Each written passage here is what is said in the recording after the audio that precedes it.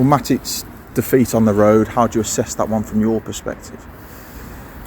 When you're 1-0 down after 7 seconds because of an error, and then in good possession of the football, and you make another error and you concede another goal, within 7 minutes you're 2-0 down away from home, and it's unacceptable.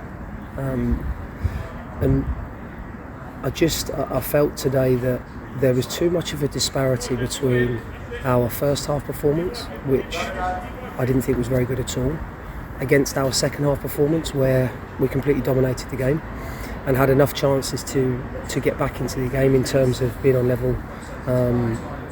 with the opposition. But today, and I think some of the times and the longer I spend in the job, the more you learn about people. And I just felt today that from a mentality point of view, we didn't look as strong as we have done. And I felt that we've come here to win the game. And regardless of who's fit and who isn't fit, we've come here to try and gain 3 points. And to play like we did in the first half is unacceptable. And that's why we end up losing the game. You give yourself the proverbial mountain to climb, don't you, being 2-0 down after 7 minutes, and it becomes a really, a much tougher task, and the game plan then has to change, doesn't it, to try and get yourself back into the game? The game plan needs to change because we've been punished for mistakes that we've made. Now, what you can't do at any level of football is make those errors and then expect to keep coming back, because there comes a point where that is nigh on impossible. And what happens when you concede goals is that your team loses confidence. And I felt that in the first half, towards the end, we looked unlike ourselves in periods. But then second half, the players took risks. They moved the ball, they played through the thirds, they played over the top, they played mixed football. The goal at the end there, again, it's the defending is not strong enough. But we're chasing the game. But you cannot put together a performance that looks like that in the first half against the second half. So, of course, extremely disappointed to lose the game today. I felt it was a game that we could win. But what we have to do now, and myself and everybody at the football club, is make sure that the players understand how important it is to compete every single day. Because there is no switch that you can flick when you come onto a football pitch, and we need to do that quickly. And you got a goal back through Brendan King. It was a really well-worked goal on his return to the side, but just weren't able to then go and test Christy Pym another time in goal, were you? No, but the goal came from exceptional play. We've kept the ball, we've stretched the opposition, then Brendan has produced another goal. Brendan's a player that is really, I think you can see he's enjoying his football. I think you can see that he enjoys the trust that his teammates have in him. And he's somebody that always looks to be creative. So, Brendan now is producing on a regular basis, which is great. What we need to do now is make sure that other members of the squad continually try and produce as well. What I will say is that there's no lack of effort from the players.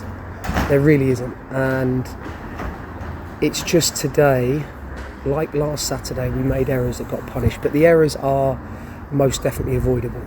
And if you make errors and you concede goals, you can't expect to go on and win games by scoring 4s and 5s, and today we just weren't good enough overall. I was going to say, I think that's 3 in these last 4 appearances for Brendan King, and it's clearly that there is confidence there in that group. It's again just making sure they've got it in themselves and having that belief when they go out there on the pitch on a Saturday or a Tuesday, isn't it? I thought today's performance probably summed us up in terms of our lack of consistency, and I've been speaking about it.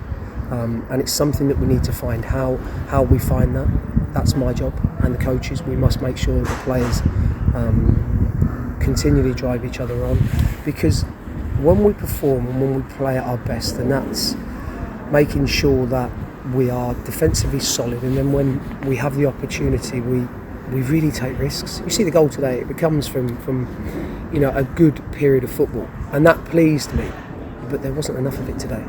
So the players are extremely hurt by today's result, as am I, and as is everybody that came to watch the game, and all the fans at home that watched. And we've got to now put in an exceptionally hard training week to look forward to the next game on Saturday. And a bit of a a back four that we've probably not seen together this season. Ash Taylor not involved. An update on why he wasn't here today? I found out 6:30 this morning that Ash had tested positive for COVID, so he was obviously down to be in the team. I felt that his presence we missed slightly today because of his aerial dominance and his leadership skills. But in terms of, we had to deal with that, and I thought that, and I know that we have enough in the building in terms of defensive wise to have performed better today for large periods, and we didn't. So that's why Ash was here. When he'll be back, I don't know. But forget that. That's got nothing to do with the reason we lost the game today. So we must make sure that we're better the next time we play. And then on a final note, over 300 travelling fans, fantastic support yet again, isn't it, on the road? Yeah, brilliant. I mean, I understand their frustration. I really do, because they've seen their team perform so much better than that today, and it's not good enough, the performance that we've shown today. So, you know, I thank them as per usual, and I think that they understand that we will have peaks and troughs throughout the season. But today, I just felt was nowhere near good enough, completely all over the pitch. So, you know, I thank them that they came along, and trust me, I understand how they feel.